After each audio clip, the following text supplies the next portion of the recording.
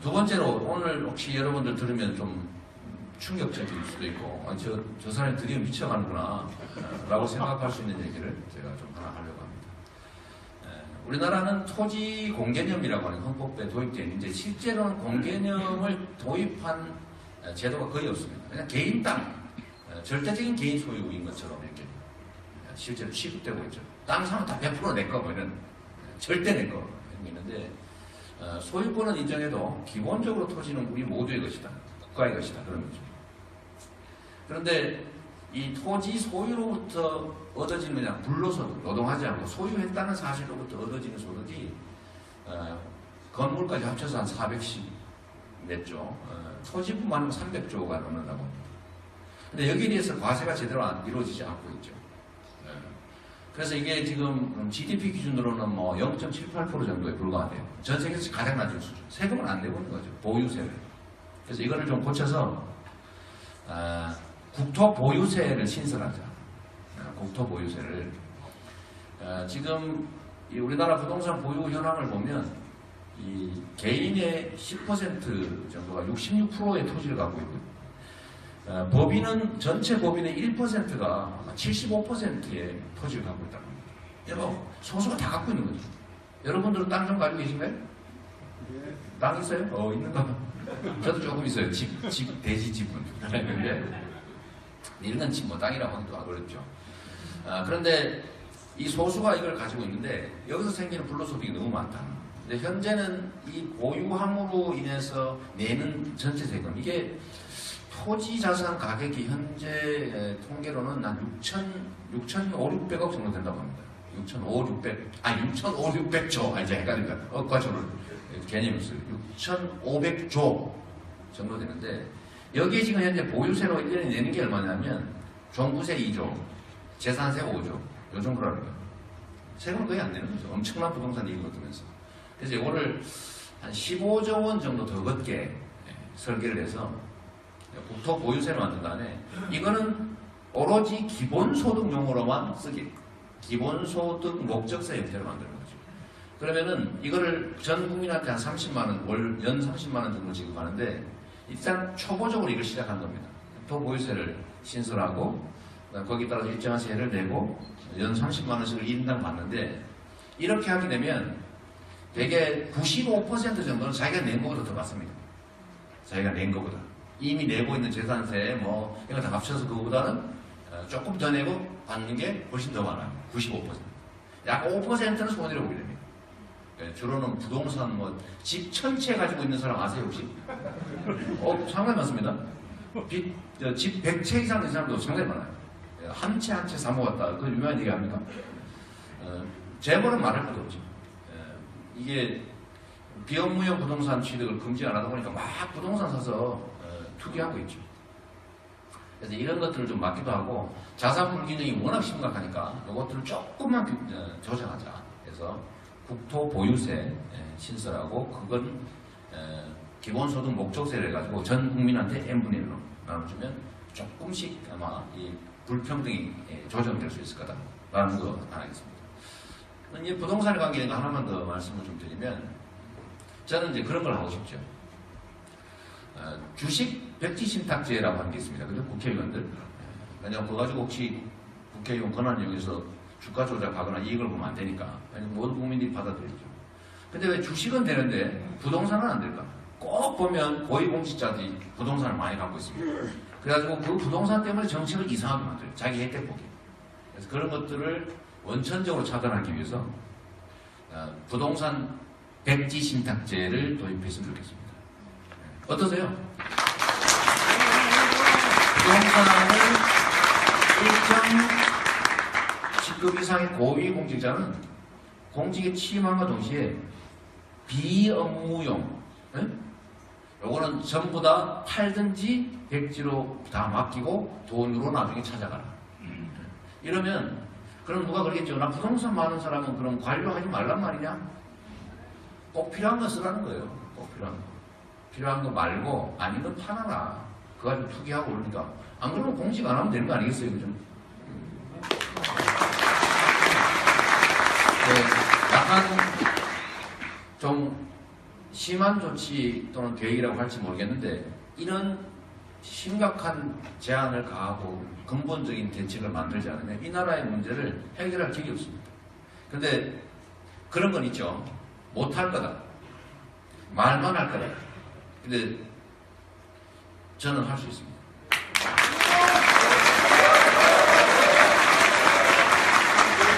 제가 아까도 말씀드렸지만 정책은 사실 이게 다 옛날부터 있던 거죠. 우리 교수님들이 정치하게 만들고 계시지만 근데 정책이 없어 못한 게 아니죠. 사실은 의지 문제입니다. 강자들 경제적이든 뭐 사회적이든 뭐 어떤 측면에서 강자들이 가지고 있는 기득권을 제한해서 다수의 약자들과 함께 살게 만든다고 하는 것은 기득권자와의 한판 싸움을 의미합니다. 이 싸움, 한판의 승부는 사실 두렵습니다. 무섭죠. 실제 피해를 입을 수도 있어요. 저도 피해 많이 입었어요. 싸우다가 감옥도 가고 수배도 돼가고 협박당해가지고 제가 집주머니에 가스총 3년 동안 차고 다닌 적도 있습니다. 죽인다 그래서. 박근혜 특혜 분양 사건 기억하실지 모르겠는데 그 죽인다고 해가지고 실제로 총기 소지 허가받아서 대주머니에 가스총 3년을 차고 다녔어요. 무서워서. 뭐 예를 들면 그 말고도 많지. 그래서 이건 결국 의지의 문제다. 실천할 생각이 있느냐. 강자들과의 유착이 있냐 없냐. 강자들의 그 저항을 뚫고 나갈 용기가 있느냐. 그 문제인 것 같습니다. 우리 용기를 가지고 한번 이 문제를 한번 돌파해 봤으면 좋겠습니다. 네, 감사합니다.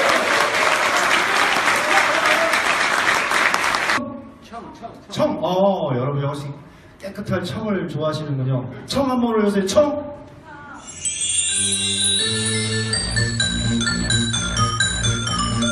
올라갑니다.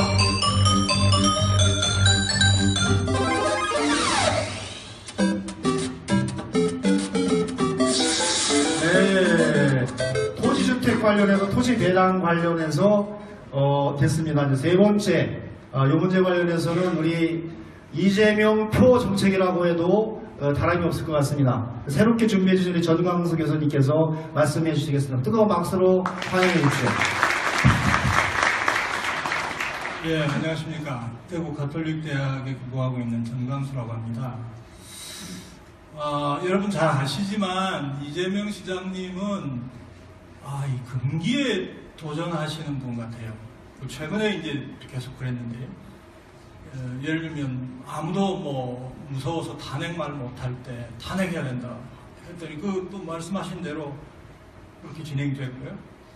그다음 저희 경제학자들은 수십 년간 이렇게 연구를 하고 있지만 재벌 체제에 문제가 있다는 건 다 알았어요. 그런데 감히 재벌을 해체하자 이런 얘기를 못했어요. 근데 이분이 재벌 해체 얘기를 하시는 거예요. 그래서 저희가 그 뒤에 회의하면서 그럼 될까요? 이랬는데 이건 뭐 이제 재벌 해체가 뭔가 아주 일상적인 용어가 되어버렸어요. 오늘은 이제 저희 토지주택 관련해서 일종의 3종 세트인데요. 사람들이 날 미쳤다고 할지 몰라? 이러시면서 또 하나의 금기에 도전을 하셨습니다. 이게 이제 국토보유세를 걷겠다 하는 거고요. 그거 걷어서 다른 기본소득과 함께 토지배당으로 다 국민들에게 동일하게 나눠주겠다. 그리고 이제 우리나라 고위공직자들이 이 부동산과 이렇게 연결되고 결탁되어 있는 게 너무너무 많습니다. 그거 그냥 뭐 이렇게 수사해서 잡아내고 이렇게 해서 해결되는 게 아니고요. 제도를 만들어야 됩니다. 그 문제를 해결할 수 있는, 근본적으로 해결할 수 있는 제도가 바로 부동산 백지 신탁제입니다. 그래서 이 3종 세트를 내놓으셨어요. 아마 여러분 들을 때 저거 되겠나 이렇게 생각하시는 분들이 여기 많이 계실 겁니다. 근데 지난 몇 번의 경험에 비추어 봐서 이것도 상당히 이제 많은 분들의 입에 오르내리면서 그냥 상식적인 정책으로 조만간 바뀔 거라고 생각하고 이재명 시장님도 본인은 사람들이 나 미쳤다고 할지 몰라 하는 얘기는 뭡니까? 이거 좀 겁난다는 얘기 아니겠어요?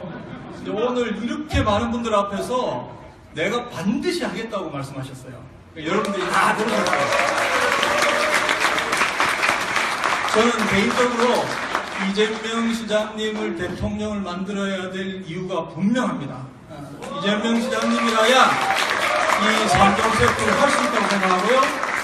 우리나라를 진짜 공정한 나라, 공정국가, 공정사회, 공정경제를 만들 수 있다고 믿습니다. 네, 지금 우리 그 전광수 교수님께서 딱 전선에 딱 쓰셨습니다. 왼쪽으로 넘어지면 안 됩니다.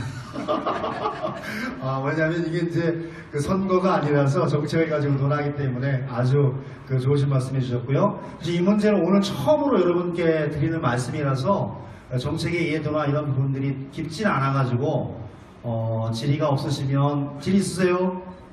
없으시면 간략하게 이 정책을 구성하게 됐던 우리 이재명 시장님의 취지 내용을 한 1분 정도 들으면서 이 주제는 마무리하도록 하겠습니다. 네,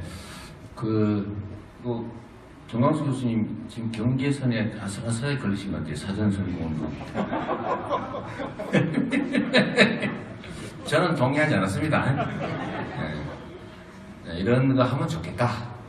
이런 얘기입니다.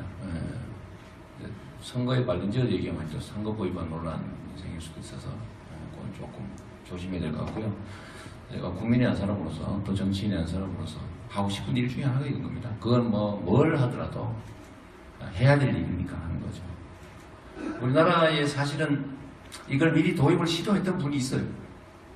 종부세라는 이름으로 노무현 대통령이 초보적이나마 시행을 시작했는데 결국 규모도 크지 못했고 또 저항에 부닥쳐서 결국은 다 거의 없어지다시피 해버렸죠. 근데 이거는 결국 국민들이 얼마나 동의하느냐로 결판날 것 같아서 요거를 국민들한테 손해가 아니다. 거의 95%에 가까운 또는 그 95%의 국민들은 내는 것보다 더 받는다. 그래서 목적세 형태를 놓기 때문에 계산서를 미리 다 보고 볼 수 있습니다. 내가 부동산이 공시지가 얼마짜리가 있는데 요거 하면은 얼마 내고 다 합쳐서 얼마인데 얼마 내고 나는 얼마 돌려받기 때문에 얼마 이익이다. 이거를 좀 준비하고 계신다 그랬죠. 딱 눌러보면 자기가 알 수 있게. 이익이다 손해다. 그러면 95% 이상이 다 자기 이익이기 때문에 국민들 조세장은 생기지 않을 거죠. 그래서 저는 정책이나 이런 거 만들 때 이런 걸 좀 고려해야 된다. 그래서 법인세 증세도 일부러 그래서 440개 기업 500억 이상 영업이익만 이렇게 하는 거죠. 나머지는 다 이익이니까요. 그래서 이미 한번 해봤던 건데 이거 우리나라에 도입됐으면 좋겠다는 생각 하나 들고 또 기본소득도 30만 원 하니까 한 달에 25,000원 이렇게 말씀하시는 분들이 있어요. 처음은 그렇죠. 처음부터 어디 배구를 막으면 어디 스웨덴 어디죠? 스위스? 300만 원 이렇게 할 수 없잖아요, 그죠? 조금씩 늘려간다. 그리고 나중에 예를 들면 환경세 이런 것도 논의를 좀 확대할 수 있을 거고 국민들 동의가 높으면 좀 더 세율을 올려서 더 많이 그런 다음에 더 많이 이렇게 기본소득을 지급할 수도 있겠죠. 그런 쪽으로 갔으면 좋겠고 저는 이게 국민들한테 제대로 설명하면 저는 크게 저항 없이 국토보유세 그 다음에 전국민 기본소득 이거는 통과될 수도 있겠다. 약간 시간이 필요하겠죠. 저는 가능하다고 결국 그게 가능하게 되는 건 결국 국민의힘이 아니겠냐 생각됩니다. 네. 문제는 오늘 문제 제기를 하고 앞으로 우리 정광수 교수님과 많은 분들의 그 도움을 통해서 공평과세와 조세정의 이런 취지를 통해서 전 국민에게 혜택이 어떻게 돌아가는지를 설계해서 다시 출마 선언과 함께 말씀드리도록 하겠습니다. 자, 그러면 이제 네 번째 보유세를 지금 우리나라 부동산 보유 현황을 보면 이 개인의 10% 정도가 66%의 토지를 갖고 있고요. 법인은 전체 법인의 1%가 75%의 토지를 갖고 있다고 합니다. 소수가 다 갖고 있는 거죠. 여러분들은 땅 좀 가지고 계신가요? 땅 있어요? 있는가 봐. 저도 조금 있어요. 대지 지분. 있는데 이런 건 땅이라고 하기도 어렵죠. 그런데 이 소수가 이걸 가지고 있는데 여기서 생기는 불로소득이 두 번째로 오늘 혹시 여러분들 들으면 좀 충격적일 수도 있고 저 사람이 드디어 미쳐가는구나 라고 생각할 수 있는 얘기를 제가 좀 하나 하려고 합니다. 우리나라는 토지 공개념이라고 하는 헌법에 도입되어 있는데 실제로는 공개념을 도입한 제도가 거의 없습니다. 그냥 개인 땅, 절대적인 개인 소유인 것처럼 이렇게 실제로 취급되고 있죠. 땅 사면 다 100% 내 거, 뭐 이런 절대 내 거 이런 게 있는데 소유권은 인정해도 기본적으로 토지는 우리 모두의 것이다, 국가의 것이다 그런 거죠. 그런데 이 토지 소유로부터 얻어지는 그냥 불로소득, 노동하지 않고 소유했다는 사실로부터 얻어지는 소득이 건물까지 합쳐서 한 410 몇 조, 토지뿐만 하면 300조가 넘는다고 합니다. 근데 여기에 대해서 과세가 제대로 이루어지지 않고 있죠. 그래서 이게 지금 GDP 기준으로는 뭐 0.78% 정도에 불과하대요. 전 세계에서 가장 낮은 수준. 세금을 안 내고 있는 거죠. 보유세를. 그래서 이거를 좀 고쳐서 국토 보유세를 신설하자. 국토가 너무 많다. 근데 현재는 이 보유함으로 인해서 내는 전체 세금, 이게 토지 자산 가격이 현재 통계로는 한 6,500억 정도 된다고 합니다. 6,500조. 이제 헷갈립니다. 과초를 개념이 있어요. 6,500조 정도 되는데, 여기에 지금 현재 보유세로 1년에 내는 게 얼마냐면, 종부세 2조, 재산세 5조, 요 정도라는 거예요. 세금을 거의 안 내는 거죠. 엄청난 부동산 이익을 얻으면서. 그래서 이거를 한 15조 원 정도 더 걷게 설계를 해서, 국토 보유세를 만든 다음에, 이거는 오로지 기본소득용으로만 쓰기. 기본소득 목적세 형태로 만드는 거죠. 그러면은 이거를 전 국민한테 한 30만 원, 연 30만 원 정도 지급하는데 일단 초보적으로 이걸 시작한 겁니다. 국토보유세를 신설하고 거기에 따라서 일정한 세를 내고 연 30만 원씩을 1인당 받는데 이렇게 하게 되면 대개 95% 정도는 자기가 낸 것보다 더 받습니다. 자기가 낸 것보다. 이미 내고 있는 재산세 뭐 이거 다 합쳐